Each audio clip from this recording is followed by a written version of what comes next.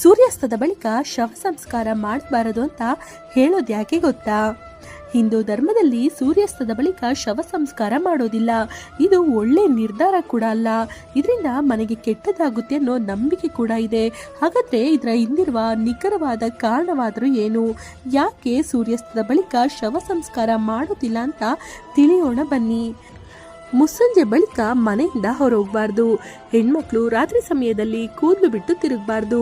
ರಾತ್ರಿ ಸಮಯದಲ್ಲಿ ದೇಹಕ್ಕೆ ಸುಗಂಧ ದ್ರವ್ಯವನ್ನ ಹಾಕೊಂಡು ಓಡಾಡಬಾರ್ದು. ರಾತ್ರಿ ಸಮಯದಲ್ಲಿ ಬಟ್ಟೆ ಹೋಗಿಬಾರ್ದು, ಲೋಪನ ಹಾಕಬಾರ್ದು. ಹೀಗೆ ಇತ್ಯಾದಿ ಮಾತುಗಳನ್ನ ಹಿರಿಯರು ಆಗಾಗ ಹೇಳೋದನ್ನ ನೀವು ಕೇಳಿರ್ತೀವಿ. ಇದಕ್ಕೆಲ್ಲ ಒಂದೇ ಕಾರಣ, ಅದೇನೆಂದ್ರೆ ಸಂಜೆ ಬಳಿಕ ನಕಾರಾತ್ಮಕ ಶಕ್ತಿಗಳು ಜಾಗೃತಗೊಳ್ತವೆ.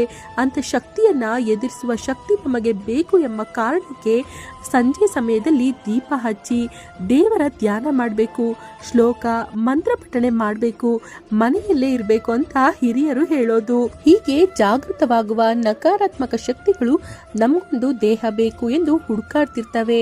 ಹಾಗೆ ಹುಡುಕಾಡುವಾಗ ಯಾವುದಾದರೂ ದುರ್ಬಲ ದೇಹ ಸಿಕ್ಕರೆ ಅದರಲ್ಲಿ ಹೋಗಿ ಸೇರ್ಕೊಳ್ತವೆ. ನಂತರ ಆ ದೇಹವನ್ನ ತನಗೆ ಬೇಕಾದ ಹಾಗೆ ಬಳಸ್ಕೊಳ್ತವೆ ಪ್ರೇತಗಳು. ಇದೇ ಕಾರಣಕ್ಕೆ ಮುಟ್ಟಾದ ಹೆಣ್ಮಕ್ಳನ್ನ ಮದುವೆಗೂ ಮುನ್ನ ಅರಿಶಿನ ಶಾಸ್ತ್ರ ಮುಗಿಸಿರುವ ಮದುಮಕ್ಕಳನ್ನ, ಬಾಣಂತಿಯನ್ನ, ಗರ್ಭಿಣಿಯರನ್ನ ಮುಸ್ಸಂಜೆ ಬಳಿಕ ಹೊರಬಿಡಲಾಗುವುದಿಲ್ಲ. ಅಲ್ಲದೆ ಮೃತ ದೇಹದಲ್ಲಿಯೂ ಯಾವುದೇ ಶಕ್ತಿ ಇರೋದಿಲ್ಲ. ಅದೊಂದು ದುರ್ಬಲ ದೇಹವಾಗಿರುತ್ತದೆ. ಇದೇ ಕಾರಣಕ್ಕೆ ಆ ದೇಹದಲ್ಲಿ ನಕಾರಾತ್ಮಕ ಶಕ್ತಿಗಳು ಆರಾಮವಾಗಿ ಪ್ರವೇಶ ಮಾಡುವ ಎಲ್ಲ ಸಾಧ್ಯತೆಗಳಿರ್ತವೆ. ಹಾಗಾಗಿ ಸೂರ್ಯಾಸ್ತದ ಬಳಿಕ ಹಿಂದೂ ಧರ್ಮದಲ್ಲಿ ಶವ ಸಂಸ್ಕಾರ ಮಾಡೋದಿಲ್ಲ. ಅಲ್ಲದೆ ಶವದ ಬಳಿ ಯಾರಾದರೂ ಒಬ್ಬರಾದರೂ ನಿದ್ರೆ ಮಾಡದೆ ಎಚ್ಚರದಿಂದ ಇರಬೇಕು ಅಂತ ಹೇಳಲಾಗುತ್ತದೆ.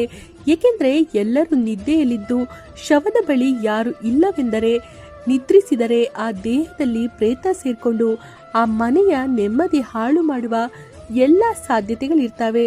ಹಾಗಾಗಿ ರಾತ್ರಿ ಯಾರ ಮನೆಯಲ್ಲಿ ಶವವಿರುತ್ತದೆಯೋ ಆ ಮನೆಯ ಕೆಲ ಸದಸ್ಯರು ನಿದ್ರಿಸದೆ ಹೆಣ ಕಾಯಬೇಕಾಗುತ್ತದೆ. ಸ್ನೇಹಿತರೆ, ಈ ಮಾಹಿತಿ ನಿಮಗೆ ಇಷ್ಟವಾಗಿದ್ದಲ್ಲಿ ಲೈಕ್ ಮಾಡಿ, ಶೇರ್ ಮಾಡಿ. ಹಾಗೆ ಯಾರೆಲ್ಲ ಇನ್ನು ನಮ್ಮ ಚಾನಲನ್ನು ಸಬ್ಸ್ಕ್ರೈಬ್ ಮಾಡಿಲ್ಲ ಅಂದರೆ ದಯಮಾಡಿ ಸಬ್ಸ್ಕ್ರೈಬ್ ಮಾಡಿ. ಧನ್ಯವಾದಗಳು.